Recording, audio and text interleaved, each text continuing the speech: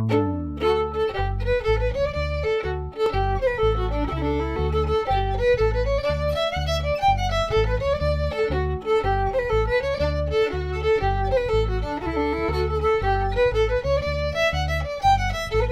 Black Swan by Beverly Oliver.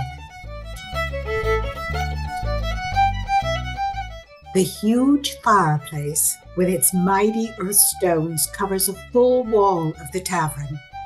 I wonder when the bloody thing was built. It must be at least 200 or 300 years old, probably part of some grand lord's castle back in the 13th century. Well, it's my home now, this tavern. There's a tavern for every day's ride in the countryside of England these days, but none of them compare to the jewels we got here in the Cotswolds. This is the best bloody land in the country. The soil's so rich you can eat it. Deep red it is, full of iron and steel. The kids grow strong here, and their faces is rosy red as the soil. I know. I've lived here all my life. Born just 2 miles west of the Black Swan I was. Always knew I would end up working in the Black Swan Tavern one day. Not that I'm complaining, it's a good life, 'tis. The men that come in here, they like a red-faced wench like me. First thing they see when they come through that heavy wooden door is me, long black hair with eyes to match. They smile me right off, and I know they're thinking, well, there is the Black Swan herself. Now, don't you go supposing that I'm all full of myself. There's plenty of girls around that are prettier than me. I don't mean to be bragging, it's just that I know I fit here, and the men, they know it too. See, the locals, they go to the Bull and the Rose. That's their tavern. The men that come to the Black Swan are gentlemen, mostly tired and thirsty from the 3-day ride from London. They come to trade goods, to buy market wares that they can only find in the Cotswolds, or, I fancy, they come to see me. I do lots more than serve beer and the men, if you know what I mean. And when they get to drinking, making up wild songs, telling jokes, and playing their wits off against each other, I ain't shy to say I can keep up with the best of 'em. Many a night we laugh and we sing until dawn.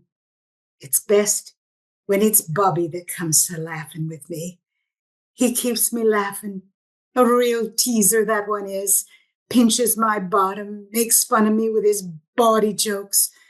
But when he's got me in his arms, he's as gentle as a lamb, and his touch is soft and cool as lace. He's 23, same as me, but with all his worldly ways, I feel like a child with him. His hair is sandy blonde, and it always hangs like a weeping willow across his forehead. Come on, girl, he calls. Are you going to just sit there where my legs are aching for a dance? He swings me up into his arms, and we circle the floor as the fiddler saws the jolly robin. Sometimes, when we're dancing, he gets a bit sloppy with his steps, and when I'm off balance, he lets his hands fly all over me body before I can find my feet. He's always the last to leave. In bed after, he looks at me real serious. Then straight into me heart, he talks to me like I'm his best friend. My father says it's time I stopped spending so much time riding the road. He wants me to learn the business in London and stay put. Can you imagine me in a yardage store all day managing a business? I can't imagine you anywhere but here, I say. And that's the truth. I've never been to London, let alone a proper yardage store. It's with you I want to be, he says. And I believe him. I know he laughs and plays with me more than he ever will with the ladies of London. But I am not for marrying, and they are. Oh, I see the fine ladies that come to the famous Cotswold market, carried in their gilded coaches drawn by white, perfectly groomed horses. The other girls at the Black Swan, they glow green with envy and wish they'd been born to a higher state. But I think only of Dill, my sweet grey mare, and with her between my legs we gallop the hills and the moors. What do I want with carriages and gold? The wild marigolds are my gold. The wind and the speed are my carriage.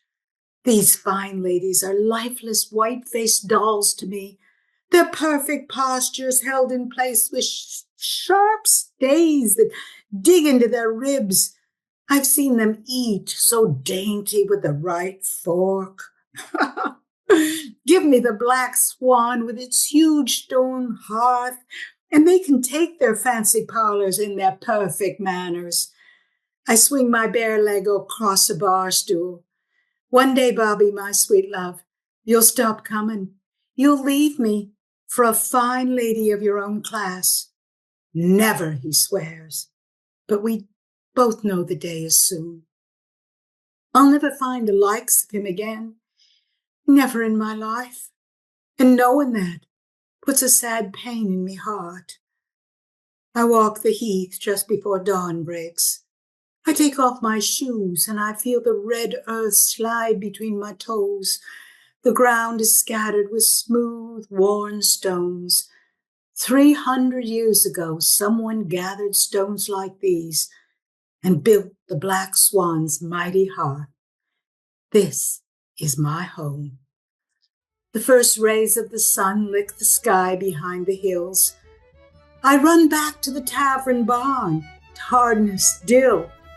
Well, this is the perfect hour to mount my mare and ride.